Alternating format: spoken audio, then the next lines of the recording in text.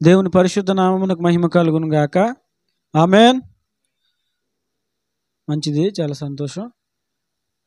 మరొకసారి ప్రాంతంలో నిలబడి దేవుని వాక్యాన్ని మీకు అందించడానికి దేవాతి దేవుడు నాకు ఇచ్చిన అవకాశాన్ని బట్టి మొట్టమొదటిగా నేను దేవునికి వందనాలు, స్తోత్రాలు హృదయపూర్వకంగా చెల్లిస్తున్నాను. అదేవిధంగా ఈ ఆరాధనకు కూడి వచ్చిన దేవుని బిడ్డలు, ఆత్మీయులైనటువంటి మీ అందరూ కూడా నా ప్రత్యేకమైన వందనాలను తెలియజేస్తున్నాను.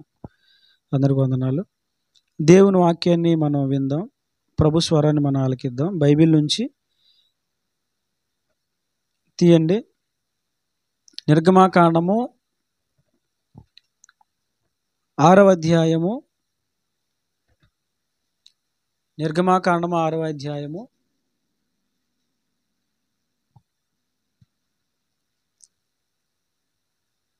6వ వచనాన్ని దయచేసి చదవండి. కాబట్టి నీవు ఇశ్రాయేలీయులతో ఇలాగు చెప్పుము, నేనే యెహోవాను. నేను ఐగుప్తీయులు బరువుల క్రింద నుండి మిమ్మును వెలుపలికి రప్పించి వారి దాస్యత్వములో నుండి మిమ్మును విడిపించి నా బాహువు చాపి గొప్ప తీర్పులు తీర్చి మిమ్మును విడిపించి మిమ్మును నాకు ప్రజలుగా చేర్చుకొని మీకు దేవుడినై. చాలు. దేవుడి వాక్యముల ద్వారా మనతో మాట్లాడును గాక.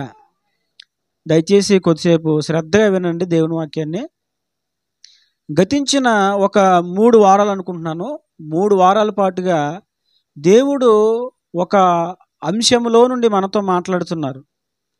అదేంటంటే విమోచింపబడినటువంటి ఇశ్రాయేలీయుల విషయములో, లేదా విమోచింపబడుతున్న ఇశ్రాయేలీయుల విషయములో, విమోచింపబడిన లేదంటే విమోచింపబడుతున్న ఇశ్రాయేలీయుల విషయములో దేవుని ఉద్దేశం ఏంటి, దేవుని ఉద్దేశం ఏంటో 3 వారాలుగా ప్రభు మనతో మాట్లాడుతూ వచ్చారు. ఒక్కొక్కటిగా ప్రభు ప్రతి వారం మనతో మాట్లాడుతూ వచ్చారు. ఆ ఉద్దేశాలు ఏంటి చెప్పండి, మొదటి నుంచి చెప్పండి. ఆయన ఉద్దేశం ఏంటంటే కట్టని గృహాలు, నాటని తోటలు, త్రవ్వని బావులు, ద్రవ్యముతో నింపబడిన ఇండ్లు వారికి స్వాస్థ్యముగా ఇవ్వాలి. ఇది దేవుని ఉద్దేశం. రెండవది ఆయన ఉద్దేశం ఏంటి, ఇశ్రాయేలీయులు తమ దేవుడైన యెహోవాకు బలిని అర్పించాలి. ప్రభు మనతో మాట్లాడారు. బలి అర్పించడం అంటే ఏంటి, మనమే ఒక బలిగా మారిపోవాలి. మనం ఏమైపోవాలి, ఒక బలిగా మారిపోవాలి. మనకున్నటువంటి గర్వము, మనకున్న కోపము, మనకున్న ద్వేషము, మనలో పనిచేస్తున్నటువంటి పాపము, ఇవన్నీ కూడా ఏమైపోవాలి, పూర్తిగా కాలిపోవాలి. బలర్పించాలి అంటే మనమే ఒక బలిగా మారిపోవాలి. ఆ తర్వాత 3వ సంగతి దేవుడు గతించిన వారు మాట్లాడారు. ఏంటో చెప్పండి, దేవునికి ఉత్సవము చేయాలి. ఎలా చేయాలో ప్రభు చాలా స్పష్టంగా చెప్పారు. గతించిన వారు మీరు విన్నారు. దేవునికి ఉత్సవము చేయాలి. ఏ విధంగా చేయాలో, ఏ విధంగా చేయమని వాక్యం చెప్తుందో, మనం ఏమి చేస్తే దేవునికి ఉత్సవం చేసినట్లు గతించిన వారు మనం విన్నాం. ఈ వారం మరొకటి దేవుని ఉద్దేశం మనకి దేవుడు తెలియజేస్తున్నాడు. దేవుని ఉద్దేశాలు, దేవుని ఆలోచనలు మనం తెలుసుకోవడం చాలా ప్రాముఖ్యమైనటువంటి సంగతి. తెలుసుకోవాలి. ఒక వస్తువు కొన్నప్పుడు దాన్ని ఎలా వినియోగించాలో మనం తెలుసుకుంటాం. ఎలా వినియోగించాలో తెలుసుకోకుండా ఒక వస్తువును మనం కొనుక్కుంటే ఎంతకాలమైనా, అది ఎంత విలువ కలిగిందైనా అది ఒక మూలన పడే ఉంటుంది తప్ప దానివల్ల మనకు ప్రయోజనం ఏమి ఉండదు. ఆ వస్తువు మనకు వినియోగించడం వచ్చినప్పుడే దాని విలువ తెలుస్తుంది, అది మనకు వాడబడుతుంది. చాలా విలువైన వస్తువే, కానీ అది నీకు వాడడం రానప్పుడు ప్రయోజనం ఏముంటుంది. ఒక సిస్టమ్ కొనుక్కున్నాం, ఒక ల్యాప్టాప్ కొనుక్కున్నాం, నీకు అది ఏంటిది, దాన్ని ఆన్ చేయడం రాదు, షట్ డౌన్ చేయడం రాదు, మరి ఇంకెందుకు? అది విలువ కలిగిందే, 1,00,000 రూపాయలు పెట్టుకున్నాం. దాన్ని వినియోగించడం నీకు తెలియలేనప్పుడు, దాన్ని వాడే విధానము నీకు తెలియలేనప్పుడు, దాని ప్రాసెస్ ఏంటో నీకు తెలియనప్పుడు అది ఎంత విలువ కలిగిందని అది నీకు వాడబడదు, దాని విలువ నీకు ఎప్పుడు తెలీదు. ఇప్పుడు ఈ ఆధునిక ప్రపంచంలో విలువైనటువంటి వస్తువు మన చేతిలోనే ఉంది, ఫోను. ఎవరి చేతిలో చూసినా ఫోను. బ్రాండ్, ఇప్పుడు బాగా బ్రాండ్ ఏంటంటే యాపిల్ ఫోను. మొన్న ఎవరో ఒక రీల్ చూశాను యూట్యూబ్లో. ఆ మామూలు ఫోన్కి వెనకాల కొంచెం సగం కోసేసిన యాపిల్ ప్లాస్టర్ వేసి అంటించేసి ఇలా మాట్లాడుతున్నాడు. యాపిల్ అంటే ఏంటది? అది కొనుక్కోలేడు, మరి అదేనే చేశాడు. ఇప్పుడు యాపిల్ ఫోన్ అంటే బ్రాండ్ అనమాట. ఎవరి దగ్గర యాపిల్ ఫోన్ ఉన్నదంటే అమ్మో వాళ్ళు సామాన్య మనులు కాదని అర్థం. ఇప్పుడు యాపిల్ ఫోన్ ఉంటే సరిపోద్దా? దాన్ని వినియోగించడం ఒకప్పుడు నాకు రాదు, ఇప్పటికి రాదు. అసలు యాపిల్ ఫోన్ ఎప్పుడు వాడలేదు, దాని ఆపరేటింగ్ కూడా ఈరోజు నాకు సరిగ్గా తెలియదు. ఎందుకని? తెలుసుకోలేదు. ఎంత విలువ కలిగిన వస్తువు అయినా దాని విలువను, దాని యొక్క వినియోగించే విధానం మనం తెలుసుకోలేనప్పుడు ఆ వస్తువుకి ఎంత విలువను మనకు తెలీదు. అదేవిధంగా యేసు ప్రభు మన జీవితాలకి ఎంత విలువైన వాడైనా, యేసు ప్రభు ఎంత గొప్పవాడైనా, ఎంత శ్రేష్ఠుడైనా, ఆయనలో ఉన్నటువంటి శ్రేష్టత మనం అనుభవించినప్పుడు, ఆయనలో ఉన్నటువంటి రుచిని మనము చూడనప్పుడు, ఆయన గురించి మనము తెలుసుకోలేనప్పుడు, ఆయన గురించినటువంటి అవగాహన మనకు లేనప్పుడు మనం కూడా యేసు ప్రభుని వినియోగించుకోలేము. అదే సమయంలో యేసు ప్రభుని గురించిన విలువ మనము తెలుసుకోలేము. ఈరోజు యేసు ప్రభు గురించి చాలామందికి తెలీదంటే మామూలుగా తెలుసు, యేసు ప్రభు దేవుడు అని తెలుసు అంతే. కానీ లోతుగా వాళ్ళకి తెలీదు. యేసు తెలుసు, ఆయన గూర్చి తెలీదు. యేసు మనకి తెలిస్తే సరిపోదు, ఆయన గూర్చి మనకు సంపూర్ణంగా తెలియాలి. అప్పుడు ఆయన విలువ ఎంతో మనకు అర్థమవుతుంది. యేసు ప్రభు ఎవరంటే అప్పులు తీర్చే దేవుడు, నీ ఇంట్లో కావాల్సిన పప్పు సరుకులు ఇచ్చే దేవుడు. ఇంకా నీ సర్వెంట్, నీ ముందు వెనకాల దూతలు, బంగారు దూతలు, ఆయన రక్త ప్రోత్సన, ఏసు రక్తం. జబ్బు వచ్చినప్పుడు నోట్లో గుడిక్కమని అదేంటిది కొబ్బరి నూనె సొక్క ఏసన్న గారి దగ్గరికి వచ్చి అన్నారంటే ఎవరోనో ఒక ఆవిడ, అయ్యా ఇది ఎక్కడ వేసుకోవాలి? ముక్కులో పోసుకోమన్నాడంట ఆయన. మరి ఇంకేమంటాడు? ఆయన కంట్లో పోసుకోవాలి, నోట్లో పోసుకోవాలని మరి ఎక్కడ పోసుకుంటారు? అది పోసుకునే శిష్టాలు కూడా వచ్చేసినాయి ఇప్పుడు. ఇలా యేసు ప్రభువును గూర్చినటువంటి వివరణ మనకు తెలియనప్పుడు ఆయన ఎంత విలువ కలిగిన వాడైనా ఆ విలువ మనకు తెలియదు. యేసు ప్రభువులో ఉన్న శ్రేష్టత, ఆయన ఎంత విలువ కలిగిన వాడో, ఎంత ప్రతిష్ఠుడో, ఎంత శ్రేష్ఠుడో అది నీకు తెలిసినప్పుడు అసలు నువ్వు మొదలమైంది. యేసు ప్రభు యొక్క ఉద్దేశం ఏంటో, ఆయన ఆలోచన ఏంటో, ఆయన ప్రణాళిక ఏంటో నీకు తెలిసినప్పుడు ఆయన విడిచిపెట్టవు. శ్రమ వచ్చినా విడిచిపెట్టవు, కష్టం వచ్చినా విడిచిపెట్టవు, నింద వచ్చినా విడిచిపెట్టవు, వ్యతిరేకత వచ్చినా విడిచిపెట్టవు, అవమానాలు వచ్చినా విడిచిపెట్టవు. ఏం వచ్చినా ఆయన నువ్వేం చేయవు, విడిచిపెట్టవు. ఎప్పుడు తెలుసుకున్నప్పుడు వివరంగా తెలుసుకోవాలి. దేవుని వివరంగా తెలుసుకోవాలి. యేసు దేవుడంట, రోగం తీసేస్తాడంట, అప్పులు రూపుమాపేస్తాడంట, మాఫీ అంట. మాఫీ కాఫీయే. ఇంకా క్షుణ్ణంగా మనం తెలుసుకోవాలి. ఆయన అలాగ తెలుసుకోక ఈ రోజున చాలామంది లెక్కలేనితనంగా ఉంటున్నారు. దేవుణ్ణి ఎరిగిన బిడ్డలు ఈ రోజున చాలామంది ప్రార్థనలకు రారు ఆదివారం కూడా. ఎందుకని? ఆయనలో ఉన్న శ్రేష్టత వాళ్ళకి తెలియలేదు. నీ పట్ల ఆయన కలిగి ఉన్న ఉద్దేశం ఏంటో నీకు తెలియలేదు. దేవుని ఉద్దేశాలు ఎవరికి తెలియవో, దేవుని శ్రేష్టత ఎవరికి తెలియదో వాళ్ళే దేవుని నిందించేవారిగా మారిపోతారు. వాళ్ళే దేవునికి వ్యతిరేకులుగా మారిపోతారు. వారే దేవుని మీద సనుగుతారు. వారే ఇబ్బందులు, ఇరుకుల్లో దేవుని మీద అబండాలు వేస్తారు. వాళ్ళే దేవుని గురించి పూర్తిగా ఎరుగని వారు. ఎరిగిన వాళ్ళు ఏమంటారు? మనము దేవుని నుంచి మేలు అనుభవింప తగును కానీ కీడు అనుభవింప తగదా అని మాట్లాడారు కదా యోబు. అలా ఉంటారు. యోబు గారి భార్య ఏమంటుంది? ఎంతకాలం యథార్థతను విడిచిపెట్టకుండా ఉంటావు అయ్యా ఏమండి, చచ్చిపో. భర్తతో మాట్లాడుతున్న మాటలు ఇవి ఒక భార్య. ఎందుకని? ఆవిడ అలా ఎందుకు మాట్లాడింది, నీ ఎందుకు మాట్లాడలేదు? ఆయనకి తెలుసు. అందుకే తర్వాత ఆయన ఏం మాట్లాడాడు? ఇదిగో నేను పెడుతున్న ప్రతి అడుగు నీతిలో పడుతుంది అని అన్నాడు. ఇదిగో నా పిల్లలు నా చుట్టూనే ఉన్నారని మాట్లాడాడు ఆయన. ఆయనకి తెలుసు, నేను శోధింపబడిన మీదట నేను సువర్ణముగా మారిపోతానని మాట్లాడాడు ఆయన. ఆయనకి తెలుసు, కానీ భార్యకి తెలియలేదు. అందుకే దూషించి చచ్చిపోతుంది.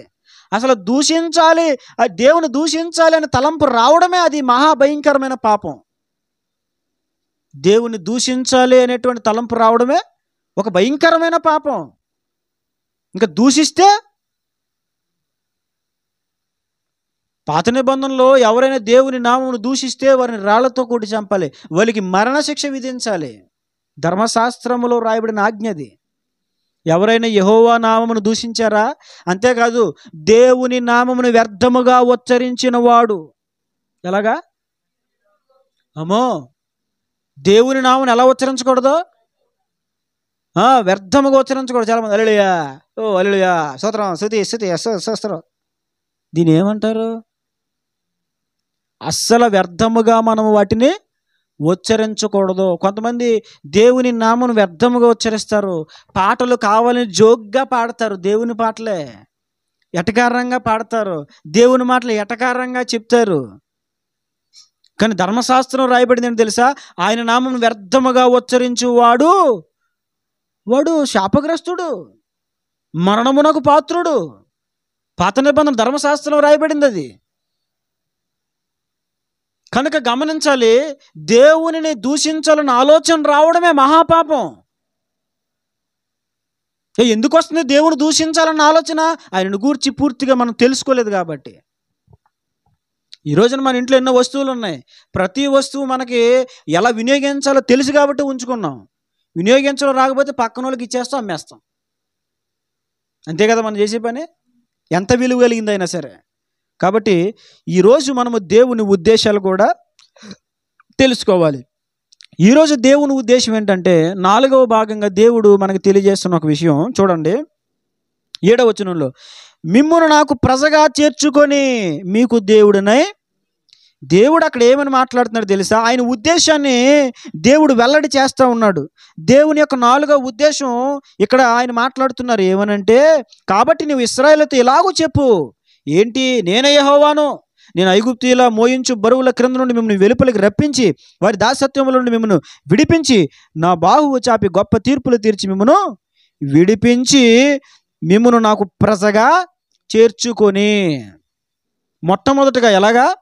ప్రజలుగా చేర్చుకొని. ఆయన ఉద్దేశం ఏంటి? దేవుని ఉద్దేశం ఆయనకు పిల్లలుగా మనం ఉండాలి. అది దేవుని ఉద్దేశం. మనం ఎలా ఉండాలండి? 4వ ఉద్దేశం తెలుసుకోవాలి. మనం ఎలా ఉండాలి? దేవునికి పిల్లలుగా ఉండాలి. ఇది దేవుని ఉద్దేశం. దేవుని ఉద్దేశాలు మనం తెలుసుకున్నప్పుడు ఆయన ఉద్దేశానికి అనుగుణంగా మనం నడవడానికి మన మనసు సహకరిస్తుంది, నడవగలుగుతాం. ఆయన ఉద్దేశం మనం తెలుసుకోలేనప్పుడు ఆయన ఉద్దేశాలకు అనుగుణంగా మనం నడవలేం. ఎందుకంటే తెలియదు కాబట్టి. తెలిస్తే నడుస్తాం, తెలియకపోతే నడవలేం. దేవుని ఉద్దేశాలు చాలా శ్రేష్టమైనవి, చాలా విలువైనవి, చాలా ఉన్నతమైనవి. కనుక నేను ఒక మాట తెలియజేస్తున్నాను. ఇదే ప్రస్తావనలో ఒక విషయం తెలియజేస్తున్నాను. ఏ పరిస్థితిలో కూడా దయచేసి కంగారు పడకండి. ఏ పరిస్థితిలో కంగారు పడదు. ఎందుకని? దేవునికంటూ కొన్ని ఉద్దేశాలు ఉంటాయి, దేవునికి కొన్ని ఆలోచనలు ఉంటాయి, దేవునికి కొన్ని ప్రణాళికలు కలిగి ఉంటాడు. మనం చూడగానే ఏదైనా జరిగినప్పుడు దేవుడే ఉంటే ఇలా ఎందుకు జరుగుతుంది అని అనుకుంటాం, దేవుడే ఉంటే ఇలా ఎందుకు అయిపోతుంది అని అనుకుంటాం. దేవుని ఉద్దేశాలు తెలిసిన వారు అలా మాట్లాడరు. లేదు, దేవుని ఉద్దేశాలు తెలుసుకోవాలి అనే క్రమంలో కొనసాగే వాళ్ళు కూడా అలా మాట్లాడరు. ఏదో ఉంటుంది దీని వెనకాల, దేవుని ఉద్దేశం ఏదో ఉంటుంది, మన కంగారు పడకూడదని ఆగుతారు. చాలామంది పుట్టుకతోనే గుడ్డోలుగా పుడతారు, కళ్ళు ఉండవు వాళ్ళకి. చాలామంది పుట్టుకతోనే కాళ్ళు లేకుండా పుడతారు.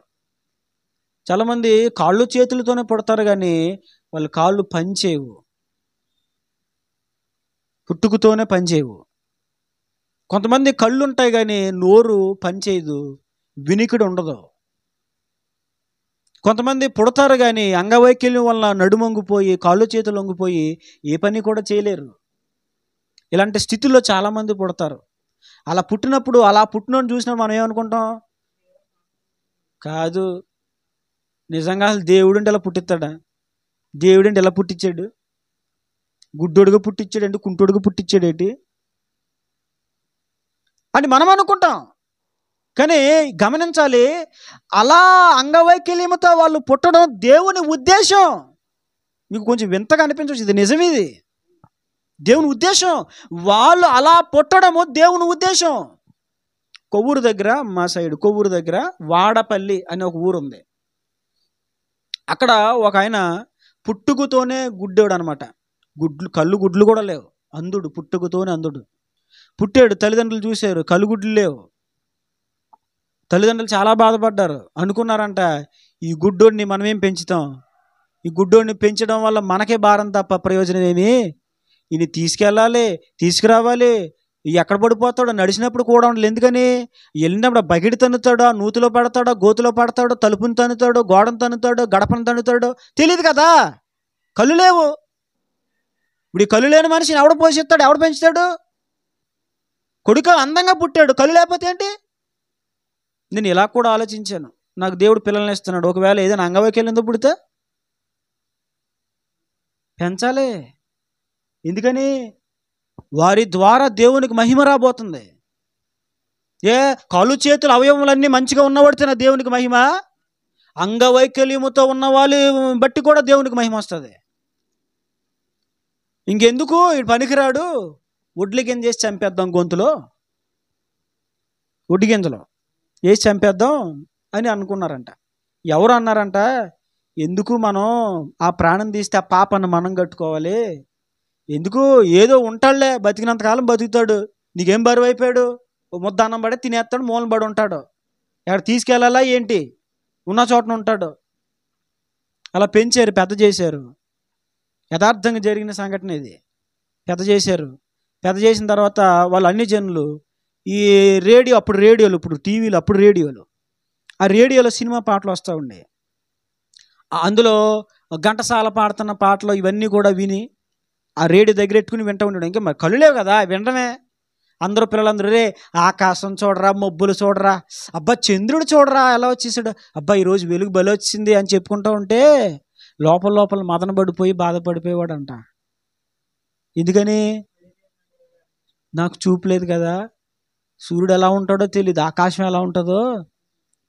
ఒక గుడ్డితనముతో పుట్టినవాడి హృదయములో ఉండేటువంటి ఆ యొక్క మూలుగు, ఆ వేదన, అది అసలు చాలా బాధాకరమైందండి. కళ్ళున్న ఈ రోజున మనకి ఏమున్నాయండి అంటే, ఎందుకంటే ఈ విషయాలు మీకు ఎందుకు చెప్తున్నానంటే, కొన్ని ఉదాహరణలు చాలా అవసరం, మనకి తెలియాలి. ఈరోజున మన కళ్ళు ఉన్నాయి, ఏమున్నాయండి? కళ్ళు ఉన్నాయి కాబట్టి మనం ఏం చేస్తాం, కళ్ళు ఉన్నాయి కాబట్టి కోరింది. కొంతమంది కళ్ళు ఉన్నాయి కాబట్టి కళ్ళు తాగుతారు వెళ్ళి, అవునా కదా? ఇక రకరకాలుగా కళ్ళు ఉన్నాయి, గుడ్లు ఎలా తిప్పుతారు, ఇవి ఉన్నాయి కదా మరి కళ్ళు. ఇది ఇయ్య మన కిటికీలు, మన కిటికీలు, దేవుడు మనకి ఇచ్చిన కిటికీలు ఎలా తెరిస్తే కనబడుతుంది, ఇలా మూతే. అలాగా ఆ పాటలు వింటూ, సినిమా పాటలు వింటూ ఇంట్లో అలా టేబుల్ గడ్డ పెట్టుకొని ఆ పాట వస్తా అంటే అని పాడుకునేవాడు అంట.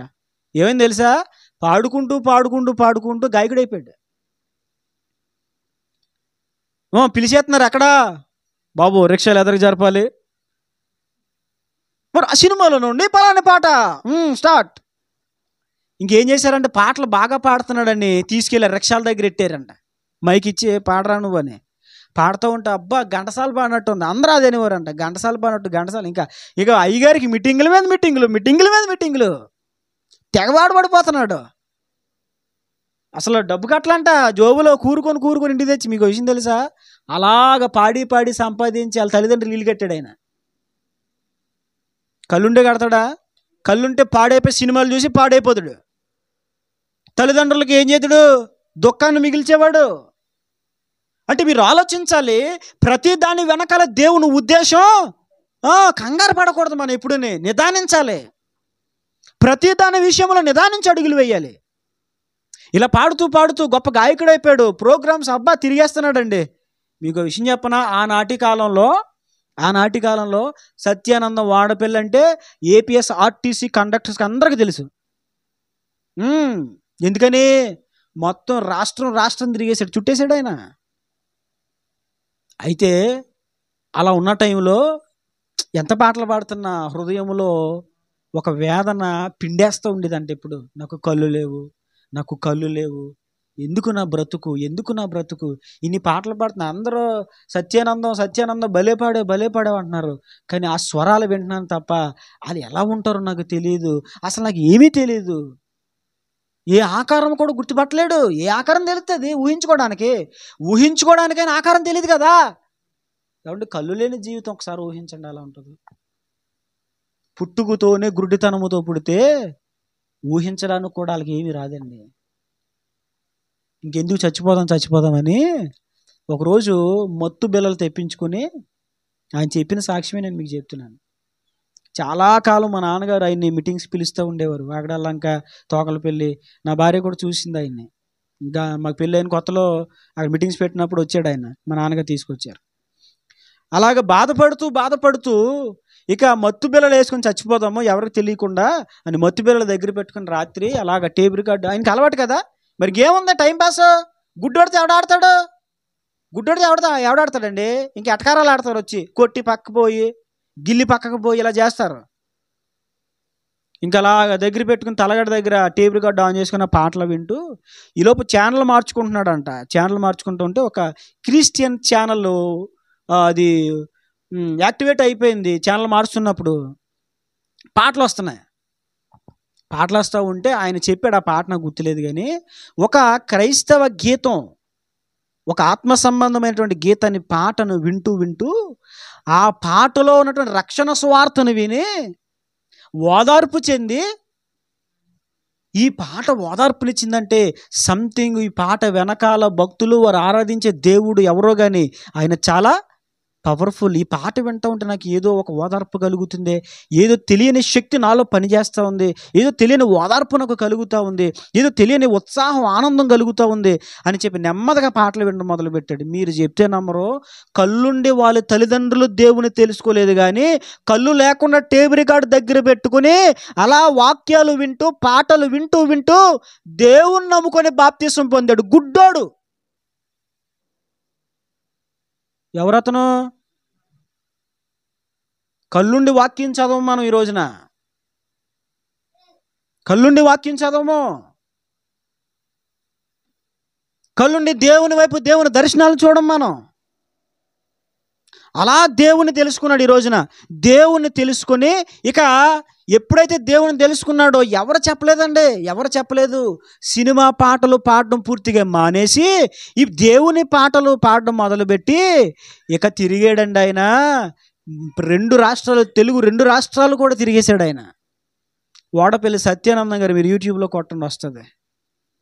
వాడపల్లి సత్యానందం గారు చాలామంది పెద్ద పెద్ద సేవకులు కూడా పిలిచి పాడించుకుంటారు ఆయనతో పాటలు. అలాగా అతను అభివృద్ధి చెంది ఈ రోజున వారి కుటుంబానికి దీవెనకరంగా ఉన్నాడు. వారి కుటుంబం రక్షణలోనికి రావడానికి అతడు కారకుడయ్యాడు. దేవునికి మహిమ కలుగును గాక. ఇప్పుడు గుడ్డితనంగా పుట్టడం ద్వారా దేవుడు అన్యాయం చేశాడా? సత్యానందం అనే వ్యక్తి గుడ్డివాడిగా పుట్టకపోతే వాళ్ళ తల్లిదండ్రులు దేవుని తెలుసుకునే వాళ్ళు కాదు.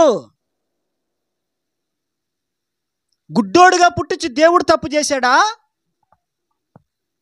లేనిపోని రోగాలు నీకు పెట్టి దేవుడు తప్పు చేశాడా? దాని ద్వారా కూడా నీ ద్వారా దేవుడు మహిమను తీసుకొస్తాడు. ఇవి ఎందుకు చెప్తున్నానంటే దేవుని ఉద్దేశాలు మనం తెలుసుకోవాలి. ఇలా అంగవైకల్యంగా చాలామంది పుడతారు. కళ్ళు ఉంటాయి కానీ కొంతమంది మాటలు రావు, వినబడదు. ఒక అమ్మాయికి మాట రాదు, వినబడదండి. ఒక ఊర్లో ఒకసారి వార్తలు చూశాను నేను. ఆ అమ్మాయి నాడు ఎవడో కామాంధుడు వచ్చేసి మాటలు రావుగా, వినబడదు కదా, బలాత్కారంగా పట్టుకొని ఆమెను చెరిచేసేసాడు. రక్తస్రావంలో ఆ రక్తం బ్లీడింగ్ అవుతూ ఉంటే అలా వదిలేసి పారిపోయాడు. నోరు రాదు. ఇలాంటి అంగవైకల్యముతో ఉన్న వాళ్ళు చాలామంది బాగా గుర్తుపెట్టుకోండి. ఇలాంటి అంగవైకల్యము కలిగి ఎందుకు పుడుతున్నారు? పుట్టి అంతా బాగానే ఉండి రోగాలమయం ఎందుకు అయిపోతున్నారు? రోగాల బారిన ఎందుకు పడుతున్నారు? ఒకప్పుడు బలవంతులుగా ఉండి రాళ్ళు తిన్నా కరిగేటువంటి ఆరోగ్యాన్ని కలిగి ఉండి ఈ రోజున అన్నం తిన్న అరగనటువంటి స్థితికి వచ్చేసారు. ఎందుకు ఇలా అయిపోతున్నారు అంటే దేవుడు అన్యాయస్తుడా? కావాలని దేవుడు నిన్ను అలా నలుపుతున్నాడా? గుర్తుపెట్టుకోవాలి, దాని వెనకాల దేవుని ఉద్దేశం ఉంటుంది. కాళ్ళు లేకుండా పుట్టాడండి, ఎందుకో తెలుసా? కాళ్ళుండి ఏం చేస్తున్నావు నువ్వు? నీకు ఒక మెసేజ్ అది. కళ్ళు లేకుండా ఎందుకు పుడుతున్నాడు తెలుసా? కళ్ళున్నా నువ్వు ఏం చేస్తున్నావు? నీకు మెసేజ్ అది. చెవులు లేకుండా ఎందుకు పుడుతున్నాడు తెలుసా? చెవులున్న నువ్వేం వింటున్నావు? మోగోలుగా చాలామంది ఎందుకు పుడుతున్నావు తెలుసా? నోరుండి ఏం చేస్తున్నావు నువ్వు? అబద్ధాలు మాట్లాడుతున్నావా? బూతులు మాట్లాడుతున్నావా? ఏం చేస్తున్నావు నోరుండి? అంటే వీళ్ళందరూ ఇప్పుడు మనకి ఎలా ఉన్నారు? గుణపాఠముగా ఉన్నారు. వాళ్ళే మనకు ఒక సందేశాలు ఈ రోజున. కాబట్టి గుర్తుపెట్టుకోవాలి, దేవుని ఉద్దేశాలు తెలుసుకోకుండా కంగారు పడి మాట్లాడకండి ఏ విషయంలోనే. శ్రమ రాగానే కృంగిపోవడం, ఇబ్బంది రాగానే కలవరపడిపోవడం లేదు. ప్రతి దానికి ఒక ఉద్దేశం అనేది ఉంటుంది. ఒకసారి మీరు ఊహించుకోండి కాళ్ళు లేని జీవితాన్ని. మీరు ఊహించుకోండి కళ్ళు లేని జీవితాన్ని. ఒకరోజు నేను కటింగ్ షాప్కి వెళ్తే ఆడు అన్నాడు, సార్ మీకు ముఖానికి అది వేస్తాను, ఏం కాదు, జస్ట్ అదేంటంటే మురికంతా పోతుంది అంతే, అది మేకప్ ఏం కాదు, మురికి పోతుంది, ప్యాక్ ఒకటే నల్లగా ఉంటుంది, క్రీమ్ వేస్తానండి, జస్ట్ మురికి పోవడం కోసమే, ఏమి అందంగా అయిపోరు, మురికి కోసమే అన్నాడు. సరే అయ్యాను అన్నాను. ఆడేసేసి నా కళ్ళు మూసేసాడు. కళ్ళు మూసాక నా కంగారు వచ్చేస్తుంది. నిజం, యథార్థం జరిగింది. ఎందుకని? కళ్ళు మూసేశాడు, నన్ను వదిలేశాడు. ఆడే మాట్లాడుతున్నాడు, ఎవడొస్తున్నాడో తెలియదు. ఇప్పుడు ఎవడేం చేస్తాడో తెలియదు. ఆ ఫోన్ ఎవరిలాక్కి వెళ్ళిపోతాడు, ఇటు పర్స్ ఎవరిలాక్కి వెళ్ళిపోతాడు. అంటే ఆలోచించండి, కళ్ళు లేని జీవితం. కళ్ళు ఉండి కాసేపు కళ్ళు మూసుకుంటేనే కంగారు వచ్చేసింది నాకు. కళ్ళున్న నేనే కాసేపు కళ్ళు మూసుకుంటే కంగారు వచ్చిందండి. కళ్ళు లేని జీవితం ఆలోచించండి ఒకసారి. మీకు చేతనైతే పడుకుంటారు కదా రాత్రి, తెల్లవారి లెగండి కానీ కళ్ళు తెరవకండి. రాత్రి పడుకునే వరకు అలాగే ఉండండి. మీరు నేర్చుకుంటారు గుణపాఠాలు, దెబ్బకు మారు మనసు వస్తుంది మీకు. నిజం. చేయండి, అవసరమైతే ఒకరోజు చేయండి, కావాలంటే ఒకరోజు. అర్థమవుతుందా? ఒకరోజు చేతులు కట్టేసుకోండి. ఎజ్కేలు దేవుడు అలాగే కాళ్ళు చేతులు దేవుడు కట్టేశాడు. కట్లతో నేను బంధిస్తానని దేవుడు చెప్పాడు. ఇన్ని దినాల పాటుకు నువ్వు ఒకవైపు తిరిగి పడుకోవాలి. ఆ దినములన్నీ కూడా నేను నిన్ను కట్లతో బంధిస్తాను, కదలడానికి లేదు. ఇంకా కట్టుకో నీ చేతులు, నీ కాళ్ళు కట్టుకోసారి. ఒకసారి ప్రార్థన నా చేతులను కట్టుకున్నాను ఒకసారి. ఎందుకని? ప్రార్థనలో చేతులు ఇలా ఉండట్లేదు, ఇలా గోకడం, ఇలాగండం ఇలా జరుగుతున్నాయి. అప్పుడు ఇలా కాదు, చేతులు ఏం చేయాలి? ఇప్పుడు కట్టేయాలి. వేసే ప్లాస్టర్ అన్నాను, చేసేసింది ఈవిడి. ఇంకంతే, దేవా అయ్యా శరణం, ఇంకింతే. చేతులు ఇంకెటు దెబ్బకి భక్తిలో సెటిల్ అయిపోతాం మనం అలా చేస్తే. కనుక మీరు గమనించాలి, ప్రతి విషయంలో కూడా దేవుడు కొన్ని ఉద్దేశాలు కలిగి ఉంటాడు. మన జీవితంలో ఏది జరిగినా దాని వెనకాల దేవుని ఉద్దేశం అనేది ఒకటి ఉంటుంది. 3 వారాలుగా దేవుడు మాట్లాడుతున్నాడు. దేవుని ఒక్కొక్క ఉద్దేశాన్ని దేవుడు తెలియజేస్తున్నాడు. ప్రతి వస్తువు ఒక ఉద్దేశం కొరకు తయారు చేయబడుతుందని గతించిన వారం దేవుడు మాట్లాడాడు. ఈ రోజున మనిషి ఒక్కొక్క విధంగా పుడతాడు, ఒక్కొక్క రకంగా పుడతాడు, ఒక్కొక్క బలహీనతలతో పుడతాడు, ఒక్కొక్క అంగవైకల్యంతో పుడతాడు.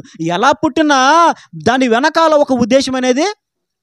ఇప్పుడు ఒక వ్యక్తి పుట్టాడు కదా, కాళ్ళు చేతులు లేనటువంటి వ్యక్తి, నిక్కు ఆయన అమెరికా కదండి, అమెరికా. నిక్కు కాళ్ళు లేవు, చేతులు లేవు. కానీ నువ్వు నేను తిరగం దేశాలు, అలా తిరుగుతున్నాడు దేశాలు. నువ్వు నేను తిరగమండి. మనకు చేయి పని చేయకపోతే అయిపోయింది స్టోరీ, బతికి అయిపోయింది. ఇంకేమీ లేదు, ఇక స్టోరీ క్లోజ్ బాబు, ఇంకా అయిపోయింది. నేను ఇంకా అయిపోయింది, నా స్టోరీ అయిపోయింది, ఇంక పని చేయదు, ఇంకా నేను ఇంక ఇలాగే ఉంటాను. ఇక ఏంటి ఆ నిరాశలోకి వెళ్ళిపోవడం ఎందుకు? కాళ్ళు చేతులు లేనోడే నుంచొని కాళ్ళు చేతులు ఉన్న వాళ్ళకి బుద్ధి చెప్తున్నాడు ఈ రోజున.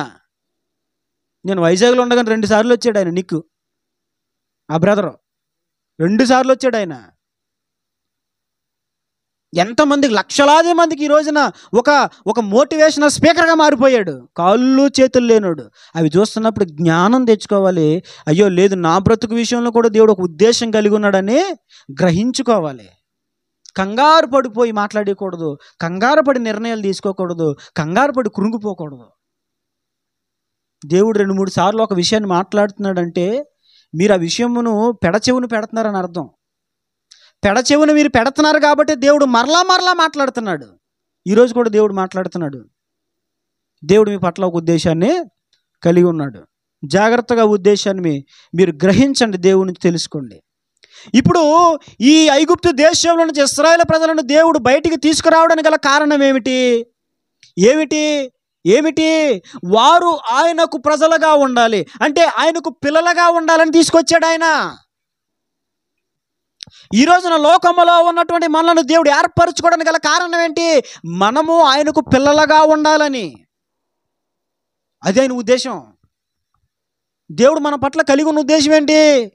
మనము ఆయనకు పిల్లలుగా ఉండాలి. దేవుడు అన్నాడు, ఒరే బాబు, ఐగుప్తు దేశాన్ని విడిచిపెట్టొచ్చి ఇప్పుడు దగ్గర అక్కడ ఎక్కడితో ఎవరితో లింకులు కలుపుకున్నా, మీ కొడుకుల్ని వాళ్ళ కూతుర్లకి ఇచ్చినా, మీ కూతుర్ని వాళ్ళ కొడుకులకి ఇచ్చినా, లింకులన్నీ కట్ చేసుకొని, బంధాలన్నీ కట్ చేసుకొని, అవన్నీ విడిచిపెట్టేసుకొని మిమ్మలను నేను చూపించుచున్నటువంటి దేశానికి నడవండి, నేను మీకు ఇచ్చుచున్న దేశంలోనికి నడవండి, అవన్నీ వదిలేసుకోండి. ఆ బంధాలు, ఆ కనెక్షన్స్, ఈ వ్యవహారాలు ఇవన్నీ కూడా ఏం చేయాలి? ఇప్పుడు వదులుకొని రా. ఎందుకని? వినాలి. ఎందుకని? నీవు నాకు బిడ్డగా ఉండాలి. నీవు నాకు బిడ్డగా. ఎందుకు విమోచించాడు దేవుడు వాళ్ళని విమోచించడానికి దేవుడు ఎన్ని రిస్కులు చేశాడు? ఆయన రిస్క్ కదలే, ఆయన సహజ సిద్ధమైనటువంటి శక్తితోనే దేవుడు చేశాడు. దాన్ని రిస్క్ అనకూడదు. రిస్కులు మనం చేస్తాం, కానీ ఆయన రిస్క్ చేయాల్సిన అవసరం లేదు. సహజ సిద్ధంగానే చేయగలడు ఆయన. అంత శక్తి సామర్థ్యం కలిగిన దేవుడు ఆయన. ఐగుప్తు దేశంలో ఫరోకి భయాన్ని కలిగించి ఎన్నో సార్లు మనం వింటాం. ఆ ఐగుప్తు దేశంలో కర్రను పాముగా మార్చి,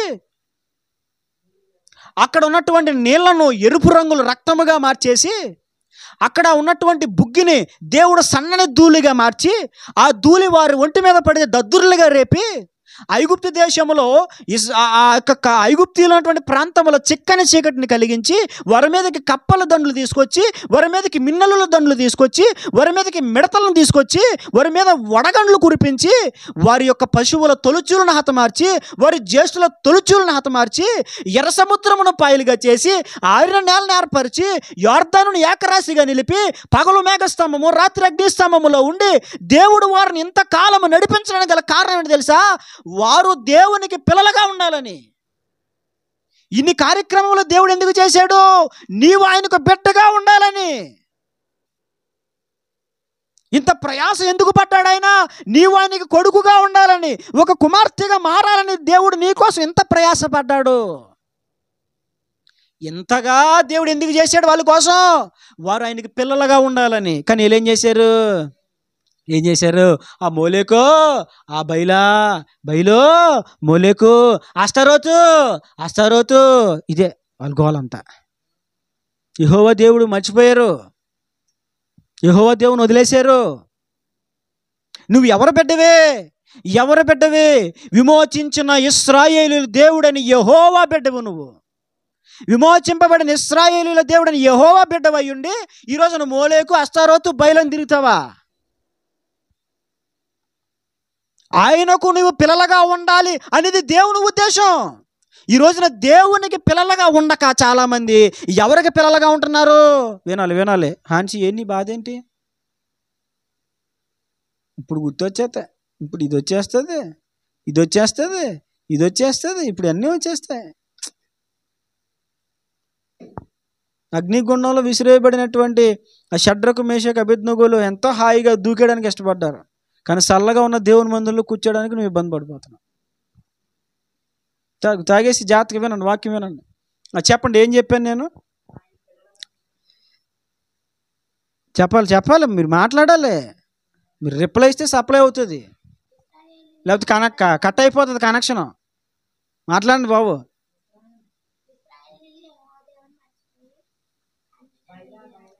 ఎందుకు ఇన్ని కార్యాలు దేవుడు చేశాడు? ఎందుకు చేశాడు? ఆయనకి పనేంటి? జోక్యం చేసుకొని నీవు బానిసత్వంలో ఉన్నప్పుడు, నీవు చీకటిలో ఉన్నప్పుడు, నీవు లోకంలో ఉన్నప్పుడు, నీవు విగ్రహారాధనలో ఉన్నప్పుడు, నీవు శాపములో ఉన్నప్పుడు, ఆ భయంకరమైన ఇనుప కొలిమిలను నలిగిపోతున్నప్పుడు నీ వద్దకు వచ్చి నీ మూలుగులు విని నీ విమోచించవలసిన అవసరం ఏంటి దేవునికి?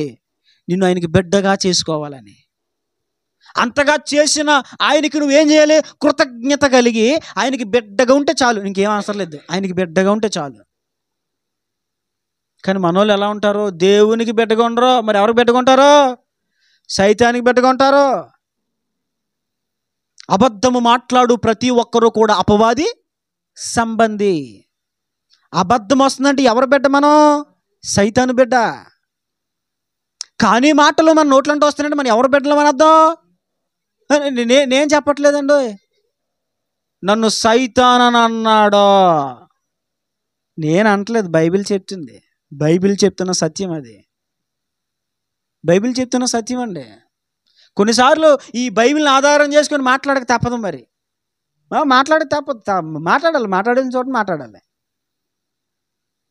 నేను అంటలేదు, బైబిల్ చెప్తుంది. అబద్ధములు పలికించేవాడు అపవాది. ఇంకా దేవునికి విరోధమైన హేయమైన కార్యక్రమములు మన ద్వారా జరిగించేది కేవలం అపవాది. వాడి సంబంధికులుగా ఉంటున్నారు. కానీ దేవుడు మనల్ని విమోచించింది దేనికోసం? ఆయనకు పిల్లలుగా ఉండాలని. ఇప్పుడు మనం ఆలోచించాలి, మనం ఎవరి పిల్లలం? మనం తెలుసుకోవాలి దేవుని ఉద్దేశం. అదేంటంటే మనము ఆయనకు పిల్లలుగా ఉండాలి. దేవుని ఉద్దేశం నీకు తెలిసిందనుకో, దేవుని ఉద్దేశం నువ్వు ఎరిగి ఉన్నావు అనుకో, ప్రభా లేదు నేను నీ బిడ్డను, నేను అది చేయను. దేవుని సంబంధికులుగా బ్రతికారు కొంతమంది బైబిల్లో. మొర్దెకై అతడు దేవుని బిడ్డగా ఎదిగాడు. ప్రభా నేను నీ బిడ్డను, నేను మనిషికి నమస్కారం చేయను. శద్రకు మేషకు అబేద్నెగోలు వాళ్ళు ఏం చేశారు? మేము బొమ్మకు నమస్కారం, మేము దేవుని బిడ్డలం. దానియేలు నేను ప్రార్థన చేయడం మాను, ఎందుకని? నేను దేవుని బిడ్డను. యోసేపు నేను పాపం చేయను, ఎందుకని? నేను దేవుని బిడ్డను. ఉందా ఆ ఉద్దేశం? తెలుసుకున్నావా? నేను దేవుని బిడ్డను అనే ఉద్దేశం నువ్వు ఎరిగి ఉన్నప్పుడు నువ్వు పాపము జోలికి పోవో, వెళ్ళవో. నేను దేవుని బిడ్డను అనేటువంటి ఆలోచన నీకు ఉన్నప్పుడు నువ్వెప్పుడు దేవునికి దూరంగా వెళ్ళిపోవు, అపవాది సంబంధిగా నువ్వు మారిపోవు. తెలుసుకోండి, ఆయన ఉద్దేశం ఏంటో తెలుసా?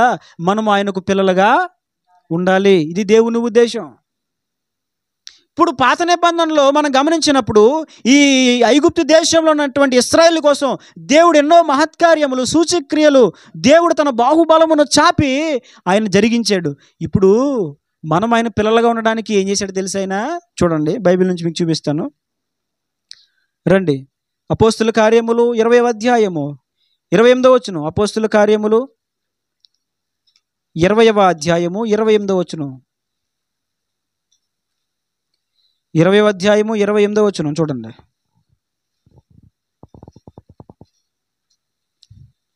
అపోస్తుల కార్యములు 20వ అధ్యాయము 28వ వచనం చూడండి. దేవుడు తన స్వరక్తమిచ్చి సంపాదించిన చాలు తన సంఘము, అంతవరకు చాలు. ఇప్పుడు మన కొరకు దేవుడు ఏం చేశాడు? దేవుడు తన స్వరక్తం ఇచ్చి సంపాదించిన సంఘము, ఐగుప్తులో ఉన్నటువంటి ఇశ్రాయేలుని విడిపించడం కొరకు అద్భుత కార్యములు చేసిన ఆ దేవుడే ఈ రోజున చీకటి నుండి, పాపము నుండి, లోకము నుండి మనలను విడిపించడం కొరకే తన స్వరక్తమును పెట్టాడు. ఇప్పుడు మనం ఎలా విమోచింపబడ్డాము? దేవుని రక్తము చేత విమోచింపబడ్డాం. అందుకే బైబిల్ ఇంకొక చోట రాయబడింది చూడండి, 1 కొరింథీయులకు రాసిన పత్రిక 6వ అధ్యాయము 19-20 వచనాలు. 1 కొరింథీయులు 6:19-20. మీ దేహము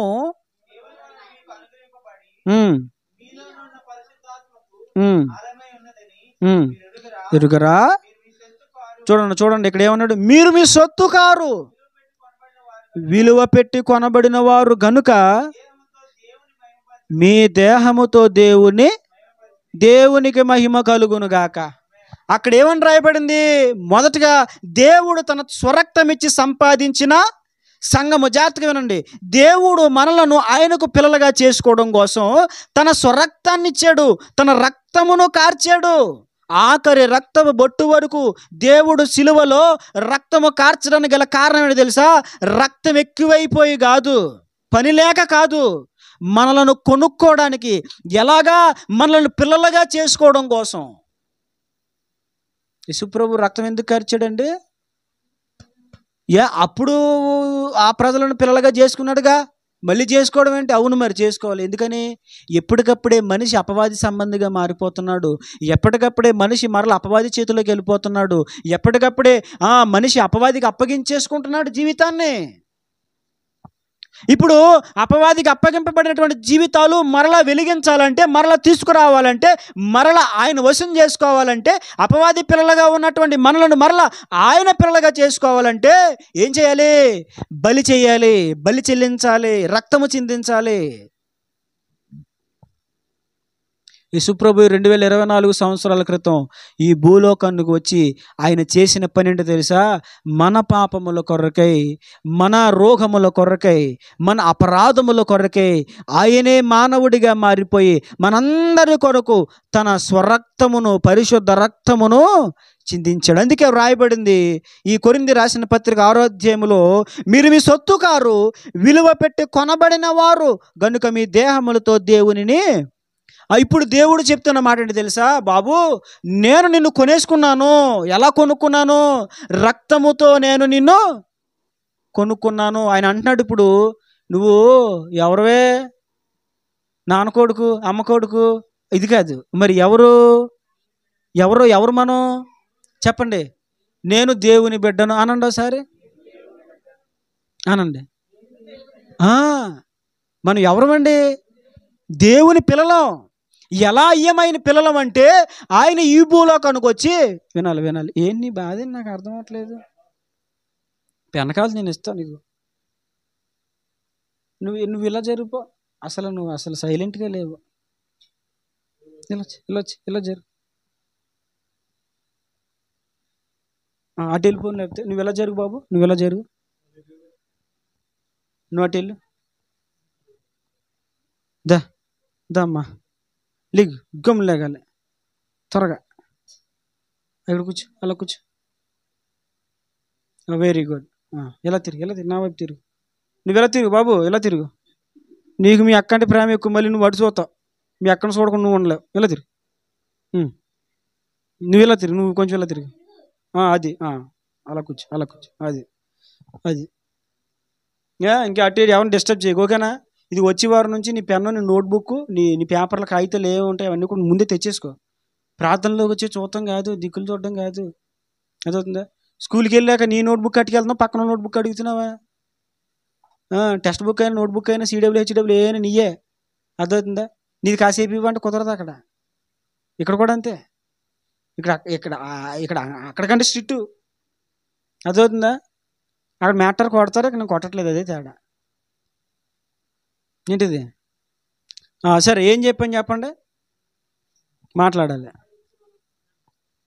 ఇప్పుడు మనము ఆయనకు పిల్లలముగా మారడం కోసం దేవుడే తన రక్తమును చిందించాడు. ఆయన రక్తమునే మన కోసం వెలగా దేవుడు పెట్టేశాడు. ఇప్పుడు ఆయన అంటాడు, బాబు నువ్వు ఇంకా అపవాది బిడ్డవు కాదు, నువ్వెవరు బిడ్డవే? నా బిడ్డ. ఎందుకని? నీ కొరకు నేను రక్తమును చిందించాను, నీ కొరకు నా ప్రాణం అర్పించాను. నిన్ను కొనడం కోసం, నిన్ను అపవాది కబంధాస్తం నుంచి విడిపించడం కోసం నా రక్తమును నేను వెలగా పెట్టాను. ఇప్పుడు నువ్వెవరో తెలుసా? నా బిడ్డవే. ఇది చాలా జాగ్రత్తగా ఉండండి. కొన్ని అంశాలు ఈ వాక్యం నుంచి నేను చెప్పి ముగించేస్తాను. ఇప్పుడు మనం ఎవరు అండి? దేవుని పిల్లలం, దేవుని పిల్లలం.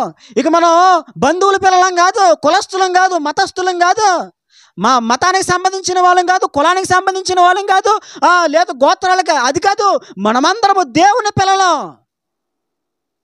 కొంతమంది చెప్తారు, మేము ఆ ఇంట్లో, మేము ఈ ఇంట్లో, ఆ ఇంట్లో, అంట్లతో ఇంకో ఎంతసేపు మేము ఈ ఇంట్లో, ఆ ఇంట్లో, నీ అంట్లో, నా అంట్లో. ఇక ఇదే మనదంతా వదిలేసుకోవాలి. మనం దేవుని పిల్లలం. ఇది నీ గుండెలో ముద్ర పడిపోవాలి. నేను దేవుని బిడ్డను, నేను దేవుని కుమారుణ్ణి, నేను దేవుని కుమార్తెను అనేది నువ్వు ఎప్పుడూ నీ హృదయంలో ముద్రించుకోవాలి. ఎందుకో తెలుసా? ఇది దేవుని ఉద్దేశం. మనము ఆయనకు పిల్లలుగా చేసుకోవడం దేవుని ఉద్దేశం.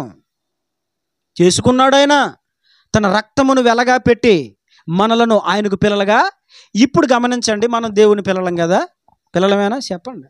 దేవుని పిల్లలం. ఇప్పుడు దేవుని పిల్లలం అయిపోయాం కదా, దేవుని పిల్లలుగా ఉన్నాం కదా. దేవుని పిల్లలుగా ఉన్నప్పుడు మనం ఏం చేయాలి? ముందు మాట వరకు వెళ్ళక్కర్లేదు. ట్యాగ్ చేసేస్తావు కదా, మరి మాటలేంటి? ఇప్పుడు చూడండి, మనము దేవుని పిల్లలం అయిపోయిన తర్వాత ఒకటిది ఇప్పుడు మాట వినడం పక్కన పెట్టేసేయండి. ఎప్పుడైతే మనం దేవునికి పిల్లలు ఏమైపోయామో అప్పుడు మన మీద పూర్తి అధికారం దేవునికి వెళ్ళిపోతుంది. ఎవరికి వెళ్ళిపోద్ది? ఇక నీ మీద నీకు అధికారం భర్తకే తప్ప భార్య మీద, తర్వాత భార్యకే కానీ భర్తకు తన దేహం మీద అధికారం బైబిల్లో రాయబడింది కదా. ఇప్పుడు మనము ఆయనకు పిల్లలము, అదే కాకుండా ఆయన వధువు సంఘము. ఇప్పుడు మన మీద పూర్తి అధికారం ఎవరికి ఉంటుంది? దేవునికి ఉంటుంది. అంటే మనం దేవుని పిల్లలం. ఆయన ఉద్దేశాన్ని గుర్తించిన మనం ఇంకా తెలుసుకోవలసిన కొన్ని విషయాలు ఏంటంటే, మన మీద పూర్తి అధికారం కేవలము దేవునికే ఉంటుంది. ఎవరికి ఉంటుంది? మరి నాకంటూ కొన్ని ప్లాన్స్ ఉంటాయి, మరి నాకంటూ కొన్ని ఆలోచనలు ఉంటాయి, మరి నాకంటూ కొన్ని మరి ఉద్దేశాలు, మరి కొన్ని ఆశలు. కుదరదు. ఇంకా మన మీద అధికారి ఎవరు? పూర్తిగా నువ్వు ఇంకా ఆయన అధికారాన్ని ఒప్పేసుకోవాలి. అర్థమవుతుందా? ఇక నీ మీద నీకు అధికారం లేదు. నా జీవితం, మై లైఫ్ మై రూల్స్. బండ్ల మీద కొంతమంది రాశారు, మీరు చూసారో లేదో, మై లైఫ్ మై రూల్స్ అంట. వాళ్ళ జీవితం వాళ్ళ విధానం, నా రూలు అంటే ఆడు ఎట్టుకున్నాడు రూలు. ఈ రూల్ ఎట్టుకుని ఇప్పుడు ఎడమవైపు నుంచి వెళ్ళాల్సిన కుడివైపు వెళ్ళిపోతాడు ఇప్పుడు. కానీ గమనించాలి, మనం దేవుని పిల్లలం. ఇక నీ మీద నీకు అధికారం లేదు, ఇది గుర్తుపెట్టుకో. ఇక నువ్వు అన్నీ వదిలేసుకోవాలి, ప్రతిదీ వదిలేసుకోవాలి. నీ యొక్క ఒపీనియన్స్, నీ ఆలోచనలు, నీ భావనలు, నీ నిర్ణయాలు, నీ ఆశలు, ఇవన్నీ వదిలేసుకోవాలి. ఎందుకని? నీ మీద నీకు అధికారం లేదు, నీ మీద దేవునికి అధికారం ఉంది. ఎందుకంటే దేవుడు నిన్ను కొనుక్కున్నాడు. మనం కొనుక్కున్న వస్తువుల పైన మనకి ఎలా అధికారం ఉంటుందో అలాగే మన పైన దేవునికి అధికారం. ఇప్పుడు గడియారం కొన్నాం, వాచ్ కొనుక్కున్నాం. ఎందుకు కొనుక్కున్నాం? టైం తిరుగుతుంది, చూస్తుందని మీ ముళ్ళు వెనక్కి తిరుగుతుంది అనుకో, ఏం చేస్తావు? పర్లేదులేండి, ఏదైనా తిరుగుతుందా లేదా అనుకుంటావా? మరి ఏం చేస్తావు? అదేంటి 2000 పెట్టుకుంటే ముళ్ళు ముందుకు తినకుండా వెనక్కి తిరుగుతుంది ఇది అని ఏం చేస్తాం?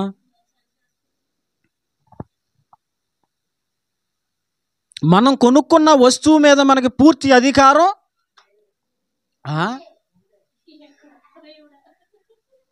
ఎక్కడికెక్కడికో వెళ్ళిపోతున్నారు. కొంచెం నీలో నాకు గొంతు ఆరిపోతుంది మీ మాటలు చూస్తాను.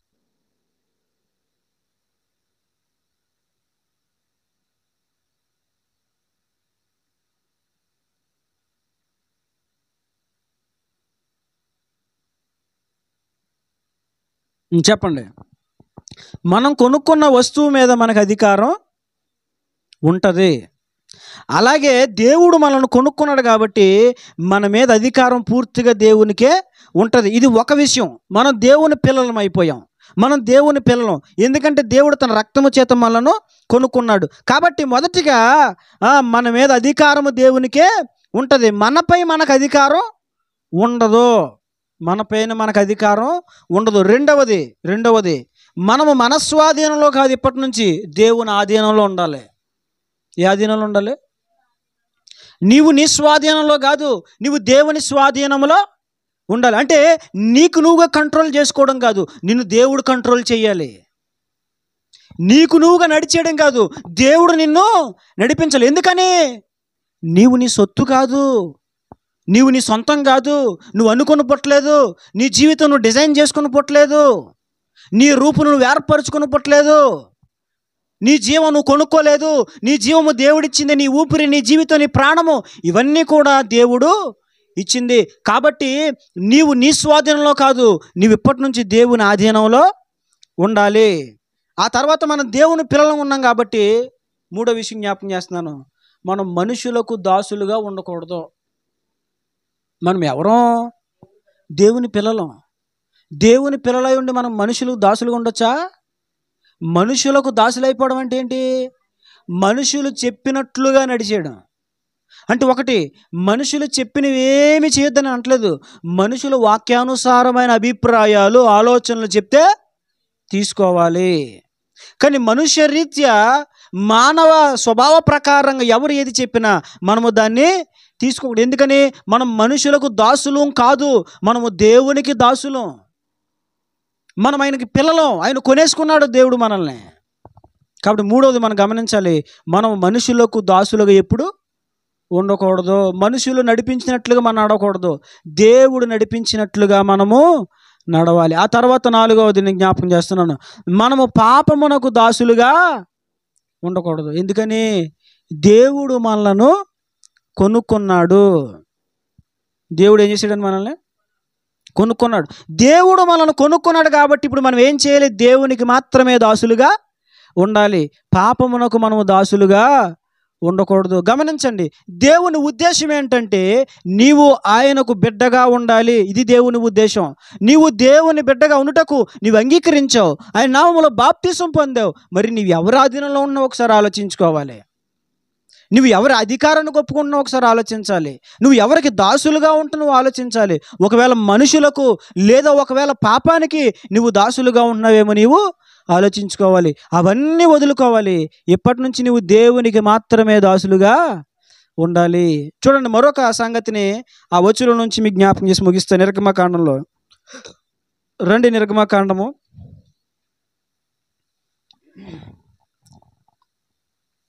6వ అధ్యాయంలో 7వ వచనం చూడండి. మిమ్మును నాకు ప్రజలుగా చేర్చుకొని ఆయన ఉద్దేశములో 4వది మనం ఆయనకి పిల్లలుగా ఉండాలి. 5వది ఆయన మనకు దేవుడుగా ఉండాలి. దేవుని ఉద్దేశం ఏంటి? మనము ఆయనకు పిల్లలుగా ఉండాలి, ఆయన మనకు దేవుడుగా ఉండాలి. అడుగుతున్నాను, మీకు ఎవరు దేవుడు? యేసు ప్రభువేనా మీ దేవుడు? ఒక్కసారి ఆలోచించండి. చివరి మాట నేను చెప్పి నేను ముగించేస్తాను. ఇక మీకు ఎవరు దేవుడు? యేసు ప్రభువేనా దేవుడు? ఆలోచించి ఆన్సర్ చెప్పండి, కంగారు పడి చెప్పొద్దు. మీ దేవుడు ఎవరు? యేసు ప్రభువేనా? ఆయన ఉద్దేశం ఏంటి? ఆయన ఉద్దేశం ఏంటి? నీకు ఆయన దేవుడుగా ఉండాలి. దేవుడే, ఆయనే నీకు దేవుడుగా ఉంటే, ఆయనే నీకు ప్రభువుగా ఉంటే, ఆయనే నీకు నాథుడుగా ఉంటే నీకు మేలు నీ జీవితానికి. అయితే నువ్వు ఎంచుకోవాలి ఆప్షను. నీకు ఎవరు దేవుడుగా ఉన్నారు? చాలామందికి ఏది దేవుడో తెలుసా? బైబిల్లో రాయబడింది, వారి కడుపే వారి దేవుడు అని. బైబిల్లో రాయబడిన మాట చూడండి, మీకు ఆ రెఫరెన్స్ జ్ఞాపకం చేస్తాను. దయచేసి బైబిల్ తీయండి. ఫిలిప్పీయులకు రాసిన పత్రిక 3వ అధ్యాయం 19వ వచనం. ఫిలిప్పీయులకు రాసిన పత్రిక 3వ అధ్యాయం 19వ వచనం.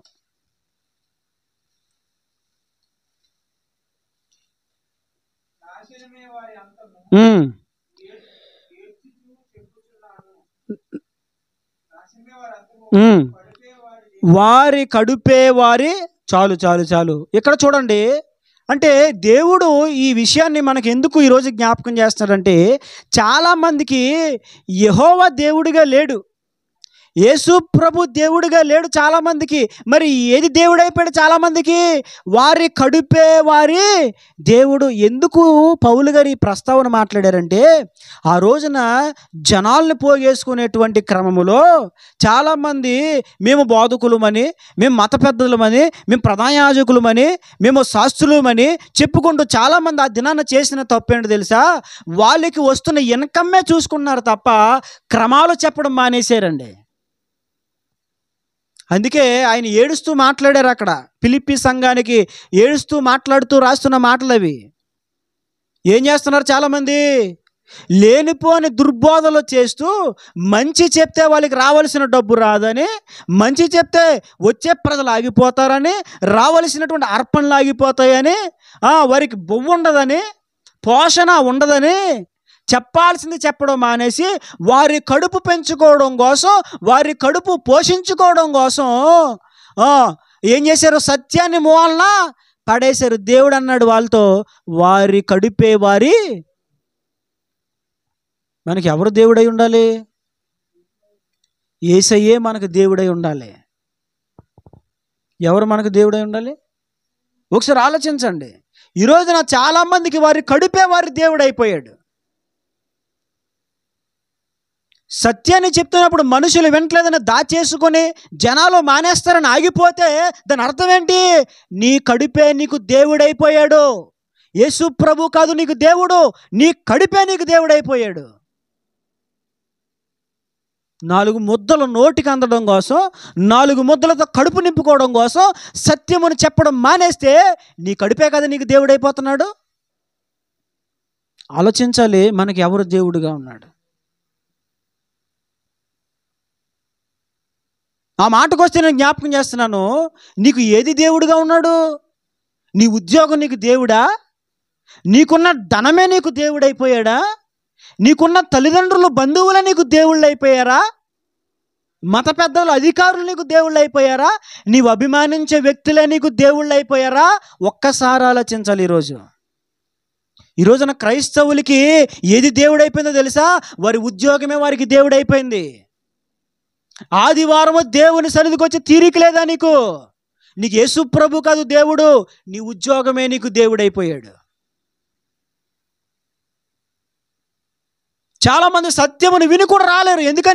ఎందుకని వాళ్ళ పెద్దలే, వాళ్ళ మీద ఉన్న అధికారులే, కాపరులే వాళ్ళకి దేవుళ్ళుగా మారిపోయారు. ఆయన ఉద్దేశం ఏంటి? దేవుని ఉద్దేశం ఏంటి? ఆయన మనకు దేవుడిగా ఉండాలి. దేవుని ఉద్దేశం అది. ఆయనే మనకు దేవుడిగా ఉండాలి. ఎవ్వరు మనకు దేవుడిగా ఉండకూడదు. ఎవ్వరు మనకి దేవుడిగా ఉన్నా అది మనకి నష్టమే. డబ్బు వ్యామోహంలో పడిపోయి చాలామంది డబ్బు వ్యామోహంలో పడిపోయి, మీరు విన్నారో లేదో, నేను ఒకసారి ఒక విషయాన్ని, సంగతిని న్యూస్లో విన్నాను. ఆ ఉద్యోగస్తుడు భర్త ఇక ఈ వర్క్లో పడిపోయి, ఉద్యోగ రద్దీలో పడిపోయి, ఇక సంపాదనే ఏమన్నా అంటే భార్య, ఏమంటే ఏంటంటే, నేనెవరి కోసం కష్టపడుతున్నా? నీకోసమేగా, ఈ పిల్లల కోసమే కదా, వాళ్ళ ఫీజుల కోసమే కదా. ఫీజులకి పిల్లలకు కావలసినవి ఉన్నాయి, ఇంకా అదనంగా లాభం, అదనమైనటువంటి లాభము. ఈ సంపాదన వ్యామోహంలో పడి చాలా జాగ్రత్తగా ఉండండి. డబ్బు మనకి దేవుడైపోతే, మనకున్న బిజినెస్ మనకి దేవుడైపోతే, మనకున్న ఉద్యోగాలే మనకు దేవుడైపోతే, మనుషులే మనకు దేవుళ్ళు అయిపోతే, దేవుడు అంటాడు, ఒరే నీకు అదే దేవుడు, నేనెందుకు ఇంకా నీకు? మనకి ఎవరు దేవుడిగా ఉండాలి? యేసు ప్రభువే మనకు దేవుడిగా ఉండాలి. అది తప్ప ఎవ్వరు నీకు దేవుడిగా ఉండడానికి వీల్లేదు అసలు. ఆ ఉద్యోగంలో పడిపోయి, సంపాదనలో పడిపోయి కాసేపు కూర్చొని భార్యతో మాట్లాడేవాడు కాదంటండి. ఎంతసేపు సిస్టమ్ వరకు, ఆఫీస్ వరకు, సిస్టమ్ వరకు, ఆఫీస్ వరకు, సిస్టమ్ వరకు, ఆఫీస్ వరకు. అవును, అడుగుతున్నాను, సీరియస్గా అడుగుతున్నాను, మీరు నవ్వొద్దు. కనీసం ఒక గంట పాటైనా ఇంటి దగ్గర, లేదు ఒక అరగంట పాటైనా భార్య ప్రక్కన కూర్చొని మాట్లాడుతున్నారా మీరు? లేదా భర్త ప్రక్కన కూర్చొని మాట్లాడుతున్నారా? గంట పాటైనా రోజు? సీరియస్గా తీసుకోండి. నేను చాలా రోషంతో, చాలా సీరియస్గా చెప్తున్నాను, చాలా బాధతో చెప్తున్నాను ఈ మాట. నేను ఎంతసేపు నీ వ్యాపారమేనా? ఎంతసేపు నీ ఉద్యోగమేనా? కాసేపు నాన్న రా, ఇలా రా, కూర్చో. ఏంటి మరి పిల్లలు ఎలా ఉన్నారు, వాళ్ళ చదువులు ఎలా ఉన్నాయి, నీ ఆరోగ్యం ఎలా ఉంది? ఎప్పుడైనా భార్య పక్కన కూర్చొని మాట్లాడారు? ఆహా, అలాంటి దాఖలాలు మన బతుకులో, మన శరీరం, మన బ్లడ్లోనే లేదంటారు కొంతమంది. ఎక్కడ లేదు? నీ బ్లడ్లో ఉండదులే. నీవు వేసిన డైలాగ్ నిజమే, నీ బ్లడ్లో ఉండదు. యేసు ప్రభు బ్లడ్ నీలోకి వస్తే అప్పుడు ఉంటుంది. కొంతమంది అంటారు, మా ఇత్తనం మామూలు ఇత్తనం కాదు. మరి ఏమి ఇత్తనం? మరి ఆ బంగిరిపిల్లి మామిడి పళ్ళు అంటారు కదా, మరి ఆ ఇత్తనమేమో, హైబ్రిడ్ ఏమో, మరి మాకు తెలియదు. చూడండి, మనకి ఏది దేవుడు కాకూడదు. ఎంతసేపు సిస్టమ్ వరకు, ఎంతసేపు పని, ఆఫీస్ వరకు. ఇక పిల్లలతో కాసేపు కూర్చొని మాట్లాడింది లేదు, భార్య దగ్గర కాసేపు కూర్చొని మాట్లాడడం లేదు, ఇదేమీ లేదండి. చివరికి ఏమైంది తెలుసా? చూసింది భార్య, చూసింది తన జీవిత క్రమంలో ఆమె వెళ్ళిపోతున్నప్పుడు ఏమైంది అనుకున్నారు? ఈలోపు చక్కగా టైం గడిపేవాడు ఒకడు వచ్చాడు, ఒకడు తగులుకున్నాడు. హాయ్ అని వచ్చాడు ఒకడు. లేరండి మీ ఆయన గారు? లేరండి. ఏంటండి? మరి ఏంటండి పిల్లలు అలా ఇది అని మొదలెట్టాడు. మెల్లగా ఇంట్లోనే స్టోరీలు మొదలెట్టాడు. మీ పిల్లలండి అలాగండి ఇలాగండి. మరి ఏం మాట్లాడేవాడో నాకు తెలీదు. ఏమైందో తెలుసండి, ఈ కుమ్మక్కు బాగా బలమైపోయి, వీళ్ళిద్దరు ఐక్యత బాగా పెరిగిపోయి, ఈ మాటలు కాస్త ఏమైపోయిందో తెలుసా? ఏమైపోయింది? మాటలు కాస్త చేతల్లోకి వెళ్ళిపోయింది. మాటలు మనసుల్లోకి వెళ్ళి మనసులో పాడైపోయి ఇప్పుడు ఏమైంది? ఇప్పుడు భర్తను మానేసి ఈయనతో గడపడం మొదలు. ఎందుకని? భర్త మాట్లాడు కదా. భర్త ఏం చేస్తాడు? వేనీళ్ళు పెట్టా, భోజనం పెట్టా, నీకు ఎంతసేపు నీ గొడవ ఏంటి? వేనీళ్ళు భోజనం, బట్టలు ఉతుకు, వేనీళ్ళు భోజనం, బట్టలు ఉతుకు, వేనీళ్ళు భోజనం, ఇది తందానా తానే తందానా, ఎంతసేపు ఇది వేనీళ్ళు భోజనం, బట్టలు, వేనీళ్ళు భోజనం. అమ్మ ఏం కూర ఉండే ఈరోజు? ఏం కూర ఎంతసేపు ఏం కూర ఏముండో బట్టలు, ఎంతసేపు రొట్టెట్ ఇది. ఇంకోటి లేదండి. చూసింది ఆమె కూడా కావాలని ఇంకొకటి వ్యామోహంలో పడిపోలేదు. వాడు టైం గడుపుతున్నాడు, మంచిగా మాట్లాడుతున్నాడు, తలపోటని ట్యాబ్లెట్లు తెస్తున్నాడు, పిల్లలకి బాగోలేదని ట్యాబ్లెట్లు తెస్తున్నాడు, సరుకులు తెమ్మంటే సరుకులు తెచ్చి పెడుతున్నాడు. భలే ఉన్నాడు మా ఆయన. ఉన్నాడు కానీ ఎంగిలి చేయకూడదు ఇసరడం. ఎంతసేపు tick tick tick tick tick tick ఇలా నొక్కుంటాడు. ఎంతసేపు tick tick tick tick tick tick ఇదే పనిగా బాగుంది, అన్నీ చేసి పెడుతున్నాడు. అబ్బా కుర్రోడు మంచోడు, చక్కగా నాతో స్పెండ్ చేస్తున్నాడు అని ఇద్దరు ప్రేమలో పడిపోయి అయ్యగారు ప్రపోజ్ చేస్తే ఆమె అంగీకరించి వీళ్ళిద్దరూ ఇప్పుడు భర్తను ప్రక్కకు పెట్టేసి ఆ అబ్బాయితో సంసారం చేయడం మొదలుపెట్టింది. రహస్యంగా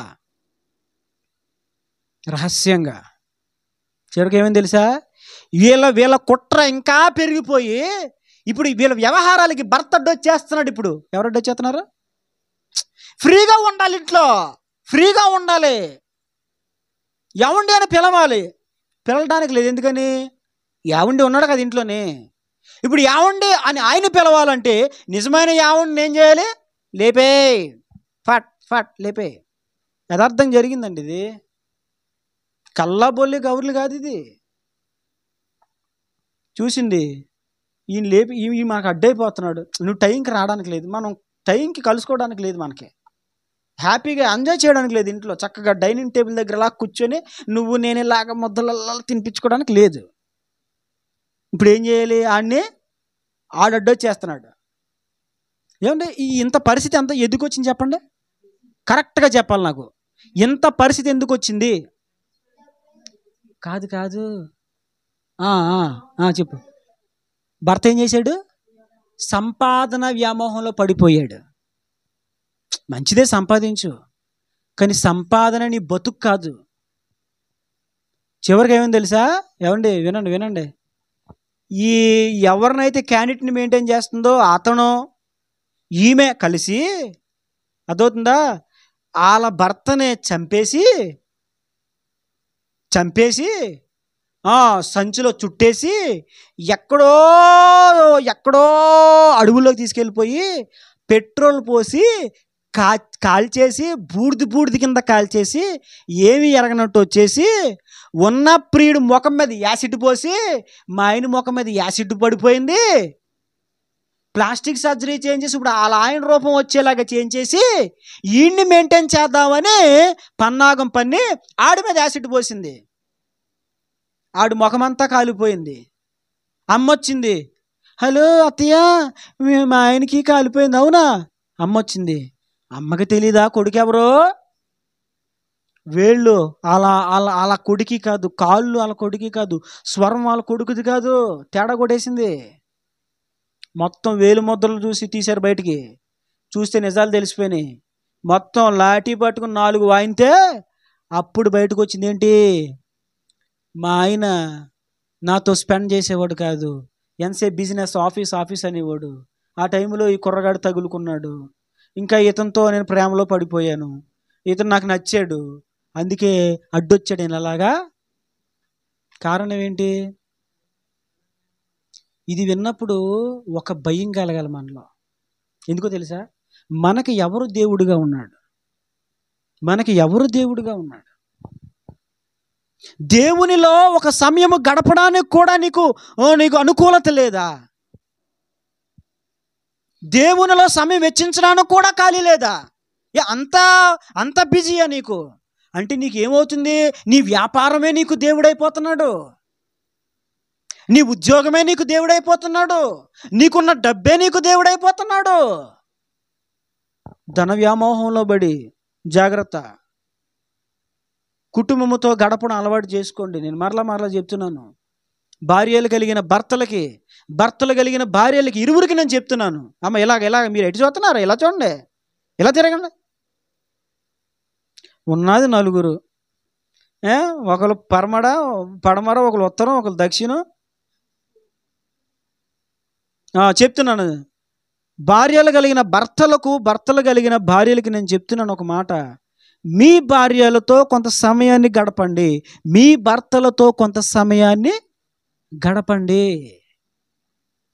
ఇది చాలా ప్రాముఖ్యమైన విషయం అండి. అదవుతుందా? ఇది చాలా ప్రాముఖ్యమైన విషయం. ఇలాగే అనర్థాలు, ఇలాగే లేనిపోయినటువంటి విషయాలు జరుగుతున్నాయి ఈ రోజున. నేను చాలా చూశాను. నా జీవితంలో కూడా నేను చూశాను ఇలాంటివి, మా కుటుంబాల్లో కూడా చూశాను ఇలాంటివి. నేను చాలా జాగ్రత్త. కనుక మీరు ఈ మధ్యాహ్నం తెలుసుకోవాలి దేవుని ఉద్దేశం. అదేంటంటే ఆయనే మనకు దేవుడుగా ఉండాలి. ఆయన ఆశపడుతున్నాడు, బిడ్డ నేను నీకు దేవుడిగా ఉండాలి. యేసే నీకు దేవుడైతే, ఆయనే నీకు ప్రభువైతే, ఆయనే నీతో ఉంటే, ఆయన నీకు యజమానుడైతే, ఆయన నీ ఇంటి అధిపతి అయితే, ఆయనే నీకు కాపరి అయితే నీ జీవితానికి క్షేమం. అర్థమవుతుందా? కాబట్టి ఆలోచించండి, ఎవరు నీకు దేవుడు? ఆలోచించండి, ఎవరు నీకు దేవుడు? చేతిలో ఉన్న సెల్ ఫోనా నీకు దేవుడు? ఎవరు దేవుడు? ఎక్కువగా దేనికి నువ్వు ప్రాముఖ్యతనిస్తున్నావు? ఆలోచించాలండి. ఎక్కువగా మనం దేనికి ప్రాముఖ్యతనిస్తున్నామో అదే మనకు దేవుడు. ఫిలిప్పీయులు రాసిన పత్రికలో అందుకే పౌలు గారు మాట్లాడుతున్నారు, నాశనమే వారి అంతం, వారి కడిపే వారి దేవుడు. వచ్చే కానుకలు ఆగిపోతాయని, వచ్చే మనుషులు ఆగిపోతారని, సత్యం చెప్తే తిరగబడతారని, మనకు రావాల్సిన జీతాలు రావని, పోషించుకునే మార్గాలు ఉండవని చెప్పి తప్పుడు బోధలు చేయడం ప్రారంభించారు. అందుకే అలాంటి వాళ్ళని దేవుడు అంటాడు, పౌలు గారు మాట్లాడుతున్నారు, వారి కడిపే వారి యేసుప్రభు సేవ కాదు వాళ్ళు చేసేది, యేసుప్రభు సువార్త కాదు వాళ్ళు ప్రకటించేది, వాళ్ళు చేసే దేవుని పని కాదు. ఆయన అంటాడు, వారి కడుపే వారి దేవుడు. అయ్యా కడుపు కాదయ్యా నా దేవుడు, నీవేనయ్యా నా దేవుడు అనుకున్నవాడు సత్యము మాట్లాడతాడు. కడుపు కాదయ్యా నా దేవుడు, నీవే దేవుడు అని అనుకున్నవాడు యథార్థంగా జీవిస్తాడు, న్యాయంగా నడుచుకుంటాడు. కనుక ఆలోచించండి, ఎవరు నీకు దేవుడు? నీ కడుపు నీకు దేవుడా? మనుషులు నీకు దేవుళ్ళా? చాలామంది ఈ రోజున వారికి ఉన్నటువంటి అధికారులు పెద్దవారే వాళ్ళకి దేవుళ్ళు అయిపోతున్నారు. ఈ రోజున అధికారులే దేవుళ్ళు అయిపోతున్నారు. వాళ్ళు వాట్సాప్ ప్రొఫైల్ పిక్ అధికారితో దిగిన ఫోటోవే, వాళ్ళు వాల్పేపరు అదే, మొత్తం కూడా ఆ పాట కూడా వాళ్ళదే, మొత్తం అన్నీ వాళ్ళే. ఆయన ఎక్కడుంటే వీళ్ళు అక్కడ ఉంటారు జెండాలు పెట్టుకొని. ఎవరు నీకు దేవుడు? ఎవరు నువ్వు గణపరచాలి? ఎవరు నువ్వు సన్మానించాలి? నీకు దేవుడు ఎవరు? నీ ఆరాధికుడు ఎవరు? మర్చిపోయావా దేవుణ్ణి? కొంతమంది దేవుని మాట వినరు. పక్కన ఉంటాడు ఎవడో ఒకడు, అయితే పెళ్ళి అంటాడు, అయితే పెళ్ళి అంటాడు, ఎవడో ఒకడు ఉంటాడు పక్కన తగులుకుంటాడు, ఆడే చెప్తాడు అది చేస్తాడు వీడు. అప్పుడు దాకా వీడికి నోట్లో నుంచి మాట రాదు వీడికి. అయితే పెళ్ళి అంటాడు, తగులుకుంటాడు వెనకాల. వీడంటాడు, అరే నువ్వు అలా చేయరంటే నువ్వు నువ్వు అను. వీడంటాడు మళ్ళీ నువ్వు అను. అంటే వీడు ఏం చేస్తాడంటే ఊరికేస్తాడు. ఇప్పుడు ఊరికేస్తావా? గోదావరి దగ్గర నువ్వు అంటాడు, ఊరికేస్తావు నువ్వు? ఈ అయితే పేలంటలు తగులుకుంటారు కొంతమందికి వెనకాల. వాళ్ళ మాటలు ముఖ్యమైపోతాయి. అమ్మో చాలా జాగ్రత్త. కొంతమంది చూడండి, తమ జీవితంలో ఎవరో ఒకరి మాటకి బాగా ఇంపార్టెన్స్ ఇస్తారు. మరి మీరు ఎవరికి ఇస్తున్నారు నాకు తెలియదు. ఎవరో ఒకరి మాటకి బాగా ఇంపార్టెన్స్ ఇస్తారు. వారి మాట అంటే నమ్మకం. ఏంటది? ఆయన ఒక్క పలుకు అలా మాట్లాడాడంటే, ఒక సలహా అలా ఇచ్చాడంటే నమ్మకం. ఆ మనిషి నీకు దేవుడు? నమ్మకమైన మాట మాట్లాడి ఆ మనిషినా నీకు దేవుడు? ఎవరు దేవుడిగా ఉన్నారు ఆలోచించండి. కానీ ఆయన అంటాడు, దేవుని ఉద్దేశం ఆయన తెలియజేస్తున్నాడు, బిడ్డ నేను నీకు దేవునిగా తెలుసుకో. ఇప్పటికైనా తెలుసుకో. ఆయన ఉద్దేశం ఏంటి తెలుసా? ఆయన నీకు దేవుడిగా ఉండాలని.